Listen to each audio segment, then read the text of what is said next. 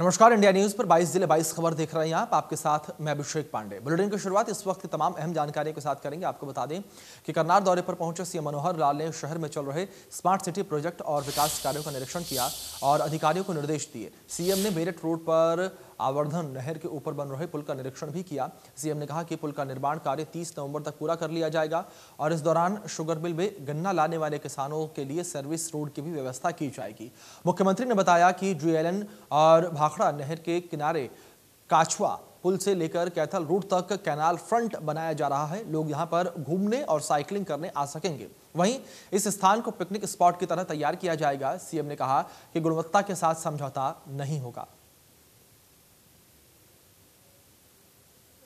जो प्रोजेक्ट मैंने निरीक्षण जिनका किया है उसमें एक तो स्मार्ट सिटी प्रोजेक्ट है, जो JLN कैनाल और जो भाखड़ा कैनाल, उसके साथ साथ शहर के लोगों को साइकिल सुबह घूमने का, सैर करने का, खास करके साइकिल ट्रैक के माध्यम से, स्कूटी के माध्यम से उन लोगों के लिए एक मनोरंजन पार्क इस प्रकार का बने, तो ऐसा वो सारा निरीक्षण किया। उसका काम शुरू हो चुका है और बहुत जल्दी उसको पूरा हो जाएगा।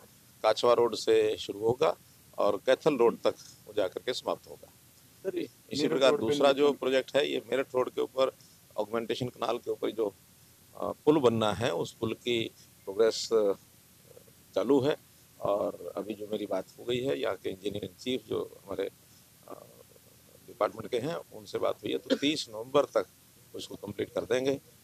उससे पहले क्योंकि सीज़न शुरू हो जाएगा शुगर मिल का, तो इस रोड पर शुगर मिल के जो गन्ने की आने जाने की जो ट्रैफिक है वो पर्याप्त है, उसकी भी व्यवस्था ये दोनों साइड में सर्विस रोड बना करके और उसको देंगे ताकि कोई व्यवधान उसमें ना पड़े।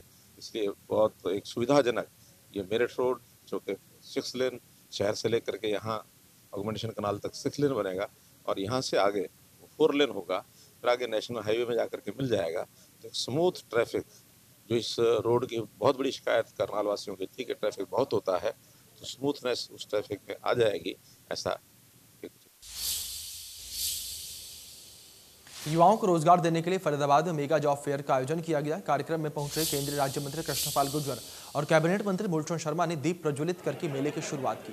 इस रोजगार मेले में 23 कंपनियों ने हिस्सा लिया। करीब 2000 युवाओं ने रोजगार के लिए मौके पर अप्लाई भी किया। केंद्रीय राज्य मंत्री कृष्णपाल गुर्जर ने इस मौके पर कहा कि देश में पहली बार प्रधानमंत्री नरेंद्र मोदी की सरकार ने स्किल मंत्रालय बनाया है। हर राज्य में स्किल मंत्रालय अलग से काम कर रहा है और हिंदुस्तान में पहली बार फरीदाबाद में स्किल डेवलपमेंट यूनिवर्सिटी भी बनाई गई है। केंद्रीय राज्य मंत्री कृष्णपाल गुर्जर ने कहा कि हर किसी को सरकारी नौकरी नहीं दी जा सकती, लेकिन जो हुनरमंद युवा है उनके लिए रोजगार की कोई कमी नहीं है। प्रदेश में मुख्यमंत्री मनोहर लाल का प्रयास है कि प्रदेश के सभी युवाओं को रोजगार मिले। इस मौके पर कैबिनेट मंत्री मूलचंद शर्मा ने कहा कि प्रदेश में युवाओं को रोजगार देने के लिए जगह जगह पर इस तरह के रोजगार मेले का आयोजन किया जा रहा है, जिसमें हजारों युवाओं को रोजगार दिया जा सके। कि आज फरीदाबाद में स्किल डेवलपमेंट मंत्रालय हरियाणा के द्वारा, जिसके मंत्री हमारे मूलचंद शर्मा जी हैं, फरीदाबाद में ये रोज़गार मेला लगाया है। 23 कंपनियां उसमें पार्टिसिपेट कर रही हैं और हज़ारों बच्चे उसमें मेले में, रोज़गार मेले में भाग ले रहे हैं। लेकिन एक बात मैं स्पष्ट कर दूं, क्योंकि हिंदुस्तान युवाओं का देश है, जहाँ की 65% आबादी युवा है, 35 साल से कम है, और कोई भी देश तब तक आगे नहीं बढ़ सकता जब तक अपने नौजवानों के हाथ में हुनर नहीं है। और हमारे दुनिया के सबसे लोकप्रिय नेता भारत के प्रधानमंत्री मोदी जी ने इसी बात का ध्यान रखते हुए देश में पहली बार स्किल मंत्रालय बनाया। आज हर प्रदेश में स्किल मंत्रालय है, कौशल मंत्रालय है, और हमारे नौजवानों के हाथ में हुनर हो, इसके लिए देश में मोदी सरकार भी, प्रदेश में मनोहर जी की सरकार भी तेजी से काम कर रही है। आज हरियाणा सरकार ने जो पूरे प्रदेश का रोजगार मेला लगा, हजारों जो स्टूडेंट हैं आज आए हैं और हजारों बच्चों को रोजगार मिलेगा जो उनकी चॉइस का है। सारे 23 कंपनी आई हुई, उनको रोजगार देने का काम करेंगे। जो कौशल में निपुण हैं जो लड़के हैं उनको देंगे। कितना फर्क पड़ेगा बेरोजगारी पर? धीरे धीरे फर्क पड़ेगा। जो पढ़े लिखे जो निपुण हैं जो लड़के हैं उद्योग क्षेत्र में जाएंगे, औद्योगिक क्रांति होगी आने वाले समय में और उनको एक ही स्थान पर से जिस तरह के बच्चे चाहिए वो मिलेंगे। पानीपत में किसानों की महापंचायत हुई जिसमें किसान नेता राकेश टिकैत और गुरनाम सिंह चढ़ुनी मौजूद रहे। महापंचायत में किसानों को भीड़ दिखाई दी। महिलाओं ने भी बढ़ चढ़कर महापंचायत में हिस्सा लिया। इस महापंचायत को राकेश टिकैत ने संबोधित किया। राकेश टिकैत ने कहा कि किसान आंदोलन वापस होने तक पीछे नहीं हटेगा और मजबूती से लड़ाई लड़ेगा। आपको बता दें कि 27 सितंबर को किसान मोर्चा ने भारत बंद का ऐलान किया, जिसके मद्देनजर ये महापंचायत बंद की तैयारी से जोड़कर देखी जा रही है। अभी 10 महीने आंदोलन को हुए, हमने सरकारों का आए के कान खोल कर सुनो। ये किसान 10 साल भी आपके खिलाफ संघर्ष करना पड़ेगा तो ये किसान 10 साल भी भारत सरकार के खिलाफ आंदोलन करेगा। हमने कहा कि ये पुराना ट्रैक्टर जो तुमने बंद कर दिया है, या तो ये कानून वापसी ले लो, नहीं तो दिल्ली की शमशाबाद की सड़कों पे 10 साल पुराना ट्रैक्टर फिर चलेगा। वो कब चलेगा? जब संयुक्त मोर्चा तय करेगा। ये हमारे 4 लाख ट्रैक्टर भी वही है और ये किसान भी हमारे वही है। उसको लेके एक तो सभी वर्गों से निवेदन है कि वो अपने अपने संस्थान बंद रखें, और चाहे वो आड़ती हैं, व्यापारी हैं, और चाहे वो ट्रांसपोर्टेशन वाले हैं, कर्मचारी भाई हैं, सभी से अनुरोध है। दूसरा, सुबह 6 बजे से शाम के 4 बजे तक जो है वो सभी हाईवे और राष्ट्रीय राजमार्ग और स्टेट हाईवे बंद रहेंगे। हरियाणा में धान की खरीद शुरू हो गई है। वहीं कांग्रेस नेता रणदीप सुरजेवाला ने मंडियों में खरीद की तैयारियों को लेकर सवाल खड़े किए। व्यापारियों के मुताबिक एजेंसियां निर्धारित हुई, क्या उठान का इंतजाम हुआ, क्या सिलाई, ढुलाई, सफाई, गोदाम उन और जगह कहां रखनी है उनका इंतजाम हुआ? सच्चाई ये है कि ये सरकार मंडियों पर तालाबंदी करना चाहती है। ये दुश्मन है आड़ती की, मंडी मजदूर की, मंडी मुनीम की, मंडी में तोलने वाले की, मंडी में सफाई करने वाले की और किसान की। ये सारी मंडियों को बंद करके 1 या 2 बड़े उद्योगपतियों को बेचना चाहती है। संयुक्त मोर्चा ने 27 सितंबर को भारत बंद का आह्वान किया और इसको लेकर चरखी दादरी में फोगाट, खाप और अन्य सामाजिक संगठनों ने व्यापारियों से बंद को सफल बनाने की अपील की है। संयुक्त किसान मोर्चा के आह्वान पर 27 सितंबर के बंद को लेकर चरखी दादरी में न केवल खाप पंचायतों के द्वारा, किसान संगठनों के द्वारा, बल्कि विभिन्न जन संगठनों के द्वारा आज जनसंपर्क अभियान चलाया गया। तमाम लोगों को इस बात के लिए प्रेरित किया कि वो इस बंद में बढ़ चढ़कर भाग लें। न केवल खाप पंचायतों के द्वारा ऐलान किया गया है कि बंद को पूरी तरह से कामयाब किया जाएगा, बल्कि दूसरे जन संगठन, चाहे व्यापार मंडल की बात करें या फिर दूसरे संगठनों की बात करें, वो भी आगे आए हैं। आपको बता दें कि 6 से 4 बजे तक, बाद दोपहर 4 बजे तक बंद का ऐलान किया गया, आह्वान किया गया है और इसके मद्देनज़र पुलिस प्रशासन भी पूरी तरह से चौकसी बरतने की बात कह रहा है। 16 जगहों पर ड्यूटी मजिस्ट्रेट तैनात किए गए हैं। प्रशासनिक अमले के द्वारा और जिलाधीश प्रदीप गोदारा के द्वारा न केवल तमाम जिलाधिकारियों को निर्देशित किया है, बल्कि कानून व्यवस्था मेंटेन रखने के मकसद से भी अधिकारियों को बाकायदा बैठक के जरिए आदेश जारी किए गए हैं। बहरहाल बंद कितना कामयाब हो पाएगा ये तो वक्त बताएगा, लेकिन इतना ज़रूर है कि जहाँ एक तरफ खाप पंचायतें, दूसरे संगठन पूरी तरह से लामबंद हैं, तो पुलिस प्रशासन भी चौकस है। चरखी दादरी से सहयोगी लहरी, वीडियो जर्नलिस्ट सुमित अवस्थी के साथ रवि जांगड़ा, इंडिया न्यूज़ हरियाणा।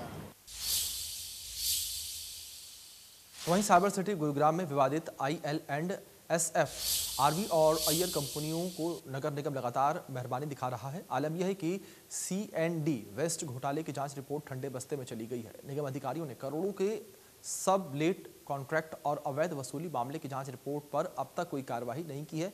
जांच में दोषी पाए जाने के बावजूद भी कंपनी पर निगम कोई कार्रवाई नहीं कर रहा है। घोटाले में दोषी कंपनी पर कोई कार्रवाई न होने पर प्रशासनिक अधिकारियों ने भी चुप्पी साध ली है। तो वहीं नगर निगम की मेयर द्वारा आरोपी कंपनी को लेकर ब्लैकलिस्ट करने और मामला दर्ज करने के आदेश के बाद भी कोई कार्रवाई नहीं की गई, जिसके बाद नगर निगम मेयर और पार्षदों ने भी प्रशासन के खिलाफ मोर्चा खोल दिया है। गौरतलब है कि 31 जुलाई को नगर निगम की बैठक में पार्षदों के हंगामे के बाद CND वेस्ट घोटाले की जांच की मांग उठी थी। हमारे संवाददाता दीपक शर्मा ने इस पूरे मामले पर जायजा लिया है। आप भी देखिए रिपोर्ट।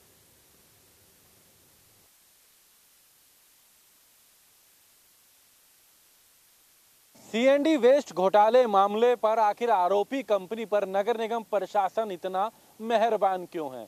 ये वो प्रश्न है जो आज गुरुग्राम के तमाम पार्षद, मेयर टीम उठा रही है, गुरुग्राम के लोग उठा रहे हैं, लेकिन नगर निगम प्रशासन इस मामले पर कुछ भी कहने से बचता नजर आ रहा है।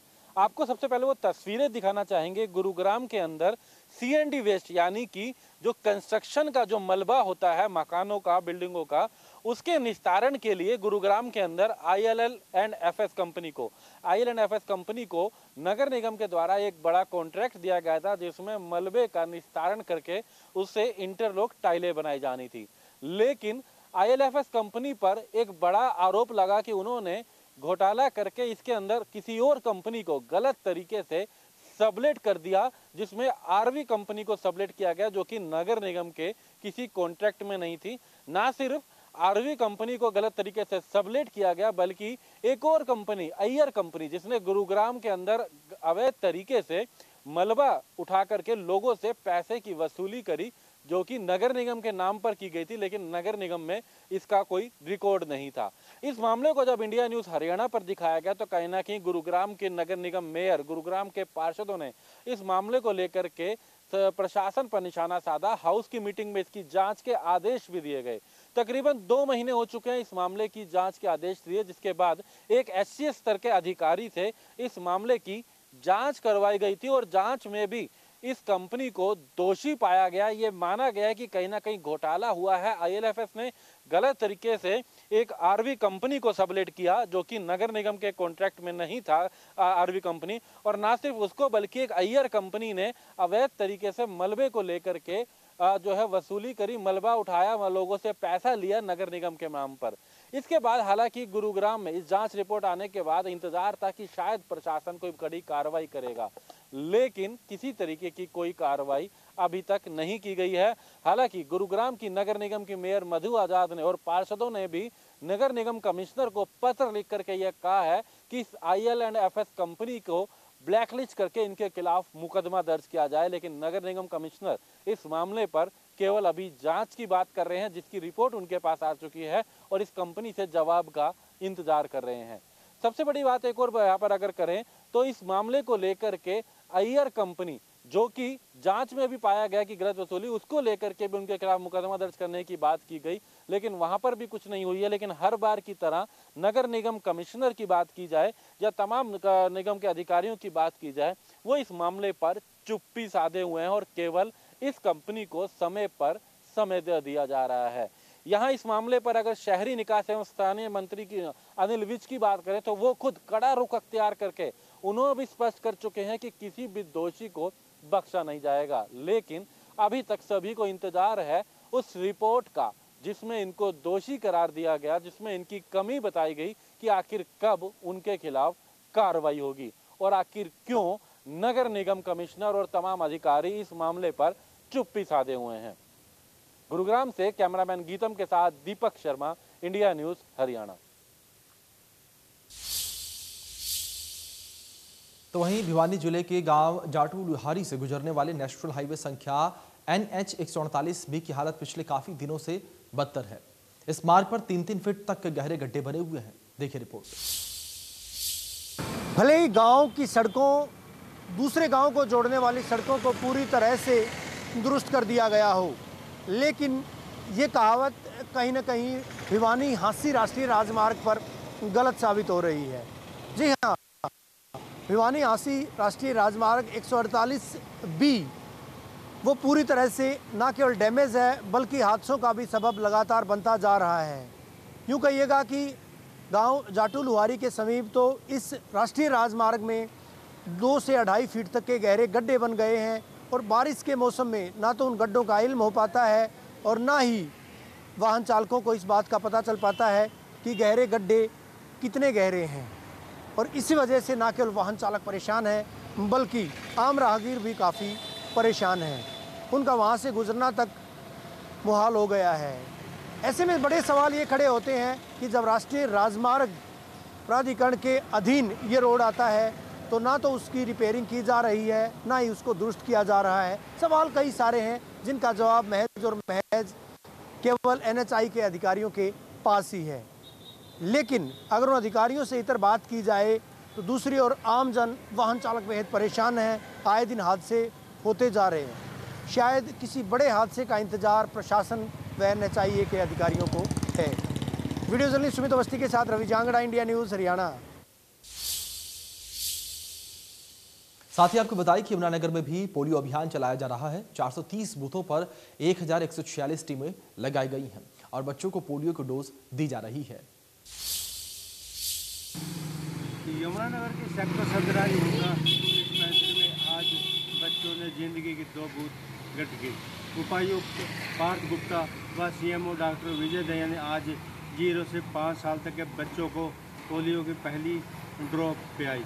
जानकारी देते हुए उपायुक्त पार्थ गुप्ता व CMO डॉक्टर विजय दया ने बताया कि यमुनानगर में आज 430 केंद्र बनाए गए हैं और 1146 ड्यूटी ऑफिसर लगाए गए हैं, जिनका कार्य है कि आज वो अपने बूथ केंद्रों पर जो है बच्चों को पोलियो की 2 ड्रॉप पिलाएंगे।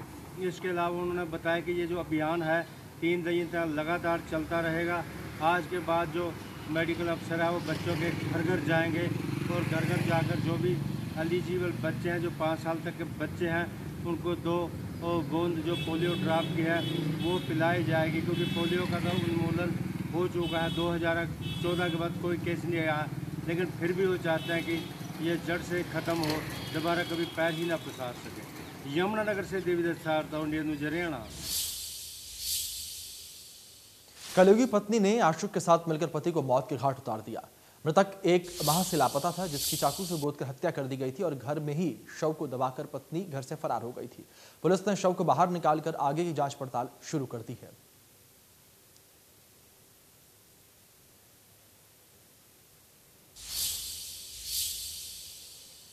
कलामली के लक्कड़वाली गांव में घर पर सोए व्यक्ति के मर्डर का मामला सामने आया है। मृतक की पहचान हरमेल सिंह के रूप में हुई है।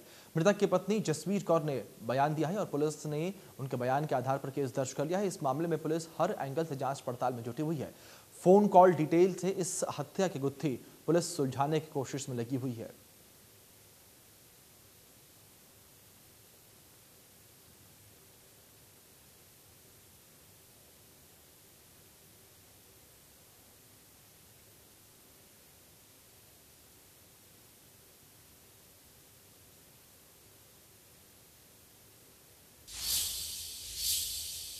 फिलहाल वक्त ब्रेक के बाद भी खबरों का सिलसिला जारी रहेगा।